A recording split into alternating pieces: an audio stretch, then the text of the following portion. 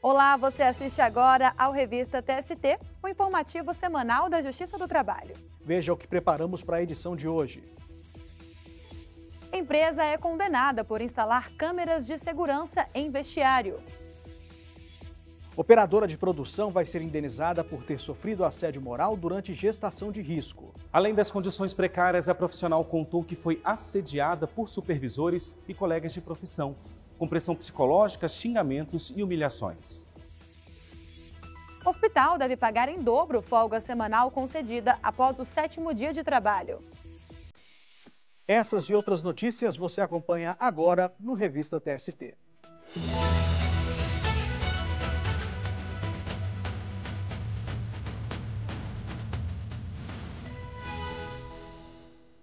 Começamos com um caso julgado pela Seção 1 de Dissídios Individuais. A empresa brasileira de Correios e Telégrafos deve restabelecer gratificação para um carteiro readaptado após um acidente com motocicleta. Para a SDI1, a supressão da parcela ofende o princípio constitucional de redutibilidade salarial. O carteiro de Porto Alegre, no Rio Grande do Sul, disse na ação que recebeu o adicional de 30% do salário base durante vários anos. Depois de ter sofrido um acidente de trabalho, ele precisou ficar afastado das funções. Devido às condições físicas, no retorno às atividades, ele foi readaptado internamente e passou a exercer o cargo de agente de Correios. Com a mudança de função, o adicional que recebia foi suprimido. Em ação trabalhista contra a empresa brasileira de Correios e Telégrafos, o carteiro argumentou ter havido alteração contratual lesiva. A empresa, por sua vez, alegou que a mudança de função justifica a supressão do adicional. Ao avaliar o caso, o Tribunal Regional do Trabalho da 4ª Região no Rio Grande do Sul manteve a sentença de 1º grau que havia negado o direito à parcela. Segundo o TRT, o fato de o carteiro ter sido reabilitado, ainda que em razão de acidente de trabalho, não obriga o empregador a manter a integralidade do pagamento. O caso chegou ao Tribunal Superior do Trabalho.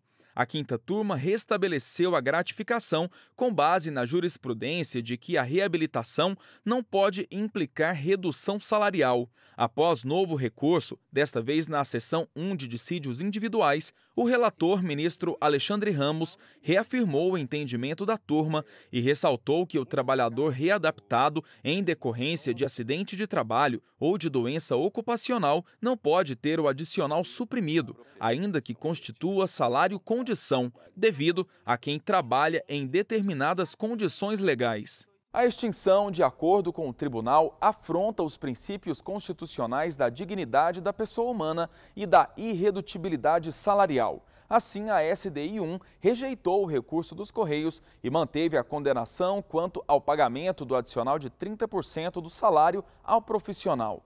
A decisão foi unânime. Um julgamento realizado pela Seção 2 de Dissídios Individuais após a morte do advogado de defesa de uma empresa foi anulado pelo próprio colegiado.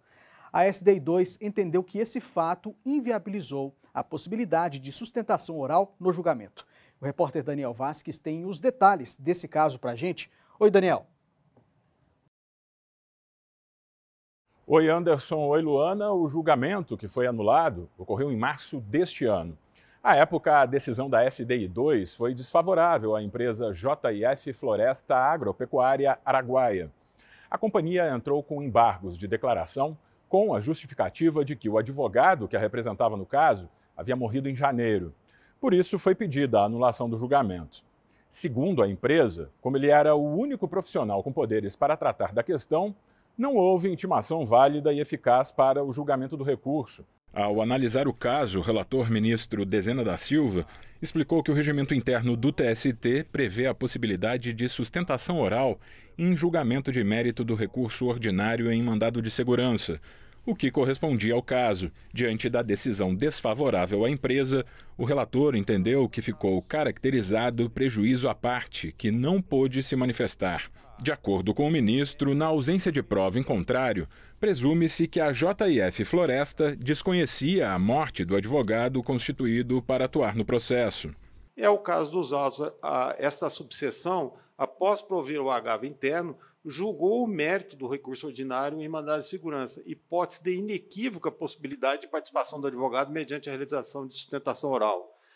O julgamento do agravo interno ocorrido após o falecimento do único advogado constituído, sem que, oportunizada a parte, hora embargante, prazo para regularizar a sua representação processual, encontra-se, portanto, eivado de vício. Para o relator, a morte do advogado da parte é causa de suspensão do caso, conforme estabelece o artigo 313 do Código de Processo Civil. Essa medida se justifica se o advogado morto for o único constituído nos autos, como no caso. Havendo mais de um, o processo deve prosseguir com o outro profissional da advocacia. Nesse cenário, segundo o ministro, a empresa deveria ter sido intimada para regularizar a sua representação, sob pena de nulidade dos atos posteriores à morte do profissional. O ministro Sérgio Pinto Martins divergiu. Ele entendeu que os embargos de declaração não são um instrumento processual adequado para pedir a anulação do processo. Entendo que aqui não existe omissão, contradição ou obscuridade.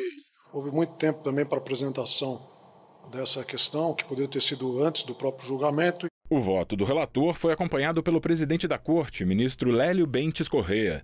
Para o ministro, a nulidade poderia ter sido solicitada por embargos de declaração ou até mesmo por petição.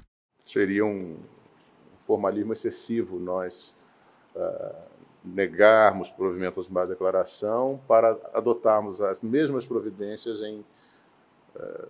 mediante trazendo o feito em mesa, não é? Assim, por maioria, a SDI2 anulou a decisão e determinou a realização de um novo julgamento com a intimação dos novos advogados da JIF em data ainda a ser definida. Anderson, Luana, eu devolvo para vocês no estúdio. Tá certo, Daniel. Muito obrigada pelas informações e bom trabalho para você. E para você que acompanha os temas mensais da Biblioteca Délio Maranhão, aqui vai uma dica. O assunto de dezembro é Covid-19 e trabalho, vacinação e outros temas correlatos. Pelo QR Code, você acessa o conteúdo que está organizado por ordem alfabética de sobrenome do autor da publicação. No próximo bloco, a empresa é condenada por instalar câmeras de segurança em vestiário. A gente volta em instantes.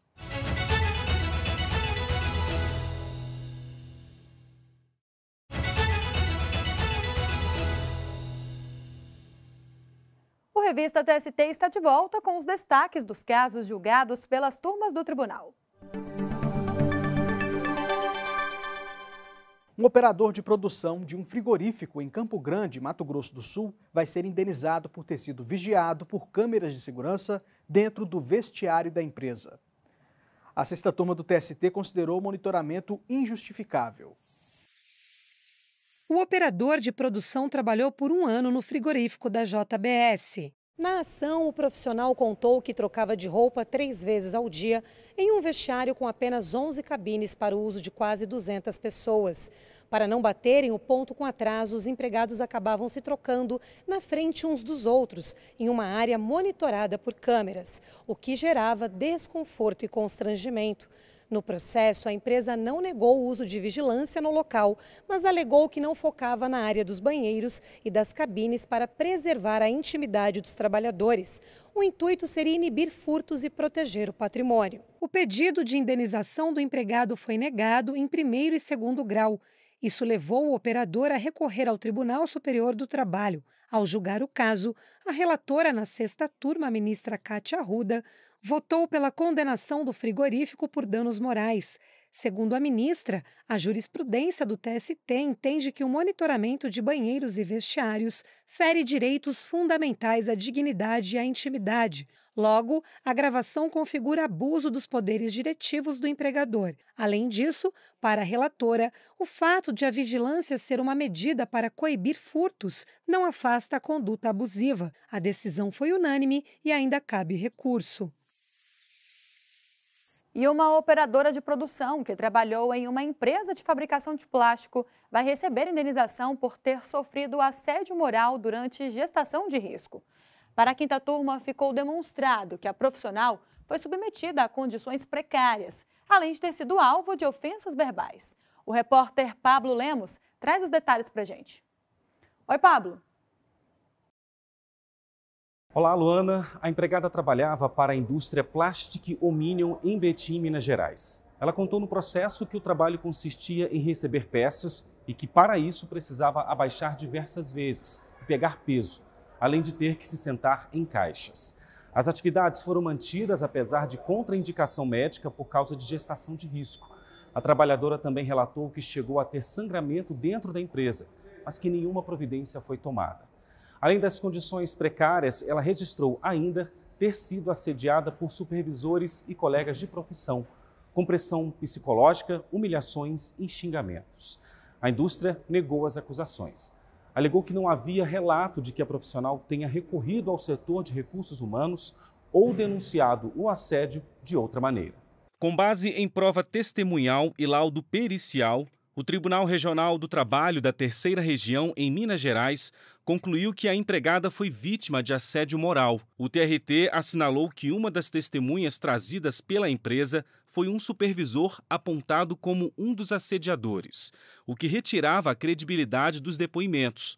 Por isso, condenou a empresa ao pagamento de R$20 mil de indenização. No TST, o relator do caso na quinta turma, ministro Breno Medeiros, rejeitou o recurso da empresa. Ele explicou que, para chegar a conclusão diferente, seria necessário reexaminar fatos e provas, medida vedada pela súmula 126 da Corte. Por unanimidade, a decisão do regional ficou mantida e a empresa vai ter de indenizar a empregada em R$20 mil. Luana, volto com você. Muito obrigada, Pablo, e até a próxima. Está na Constituição. O repouso semanal remunerado é direito dos trabalhadores rurais e urbanos.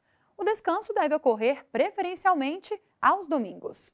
Mas o que acontece quando a folga só é concedida após o 7º dia trabalhado? Para a segunda turma, nesses casos, o dia correspondente ao repouso deve ser pago em dobro. O caso ocorreu em 2019, em Santa Catarina. O Sindicato dos Trabalhadores em Estabelecimentos de Serviços de Saúde do município de Chapecó ajuizou a ação contra um hospital da região para invalidar norma coletiva que previa alteração na concessão de folga semanal remunerada aos trabalhadores. O artigo 7º da Constituição Federal prevê expressamente o repouso semanal remunerado, preferencialmente aos domingos. Mas a norma coletiva da categoria previa a jornada diária de 6 horas de segunda a sexta-feira ou de 12 horas, aos sábados ou domingos, de maneira alternada. Dessa forma, eventualmente, a folga era concedida somente após o 7º dia consecutivo de trabalho. O Tribunal Regional do Trabalho da 12ª Região afastou a decisão de primeiro grau que havia condenado o hospital ao pagamento em dobro de dias de descanso. O TRT acolheu o argumento de que esse modelo de escala de trabalho era necessário para manter o hospital funcionando. Caso contrário, todos teriam folgas intercaladas aos domingos. A relatora do recurso de revista do sindicato na segunda turma do TST, desembargadora convocada Margarete Rodrigues Costa, considerou que a cláusula da convenção coletiva infringe o conjunto dos princípios gerais previstos na Constituição. A discussão vai além dos limites da negociação coletiva, relações estabelecidas entre as normas produzidas coletivamente e o que decorre da legislação estatal heterônoma. E aí trago, dentro do marco constitucional inaugurado com a Constituição de 88, as alterações na arquitetura da regulação do trabalho, que passam necessariamente por avaliar a possibilidade de preservação e incremento de direitos sociais. A magistrada apresentou estudos no sentido de que a imposição legal de períodos de descanso busca reduzir os riscos inerentes ao trabalho. Ela indicou ainda pesquisas científicas que demonstram as consequências nocivas do descumprimento de parâmetros básicos relativos à limitação da jornada de trabalho. O voto da relatora foi acompanhado pela ministra Maria Helena Malman. Algumas questões elas são de ordem constitucional e não podem ser flexibilizadas, e uma delas que diz respeito ao repouso semanal. Após a decisão, o hospital entrou com recurso ainda não julgado. No próximo bloco, vamos falar sobre profissões do futuro. Não saia daí.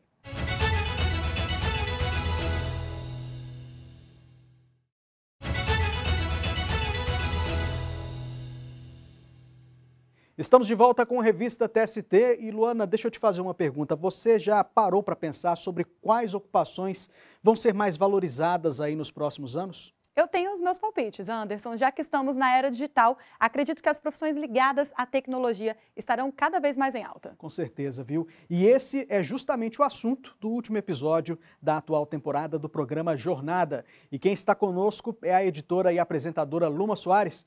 Oi, Luma. Afinal, quais são as profissões do futuro? Conta pra gente. Anderson, tem muitas previsões sobre as profissões do futuro e a Luana acertou, viu? O mais recente relatório do Fórum Econômico Mundial listou atividades que devem ser substituídas por máquinas nos próximos anos. O documento apontou que até 2027, pelo menos 23% dos empregos atuais devem mudar. Entre as atividades que devem gerar mais vagas de trabalho estão as ligadas à inteligência artificial, à segurança da informação e à robótica. Por isso, o relatório sugere que governos, empresas e trabalhadores invistam em formação ou em requalificação. E é importante ficarmos de olho não só nas profissões que devem desaparecer devido à automação, mas também nas que vão resistir ou se adaptar aos novos tempos. A gente vai debater essas e outras questões no quarto e último episódio da 5ª temporada do Jornada. As edições do programa já estão disponíveis no canal oficial do TST no YouTube. É com vocês, Anderson, Luana. Muito obrigado, Luma. Até a próxima. E antes de encerrarmos esta edição, fique com alguns destaques da semana. 9 ministros e uma ministra do TST que já se aposentaram receberam a medalha comemorativa dos 80 anos da consolidação das leis do trabalho. A homenagem também incluiu a entrega de placa com a reprodução da primeira página da versão original da CLT, assinada pelo então presidente da República, Getúlio Vargas, e por juristas que fizeram parte da comissão que elaborou o conjunto de normas em 1943. O Tribunal Superior do Trabalho e a Procuradoria-Geral do Município do Rio de Janeiro celebraram um acordo de cooperação para reduzir o número de processos que tramitam na Corte. Atualmente, cerca de 4.000 ações trabalhistas envolvendo a capital fluminense estão pendentes de julgamento no tribunal. A celebração do convênio foi conduzida pelo presidente do TST e do Conselho Superior da Justiça do Trabalho, ministro Lélio Bentes Corrêa. A Justiça do Trabalho e a Escola Nacional de Administração Pública, ENAP, assinaram um termo de cooperação para que servidores tenham acesso a cursos ofertados pela instituição de ensino na modalidade à distância. Vão ser oferecidas capacitações em áreas como gestão pública, direito, tecnologia e inovação. Integrantes da Escola Nacional da Magistratura da França visitaram a Escola Nacional de Formação e Aperfeiçoamento de Magistrados do Trabalho, a ENAMAT. O grupo foi recebido pelo ministro Maurício Godinho Delgado, que é diretor da escola brasileira. Durante o encontro, a encarregada de cooperação internacional da instituição francesa, Emily Brain, reforçou o interesse em ampliar ações de cooperação.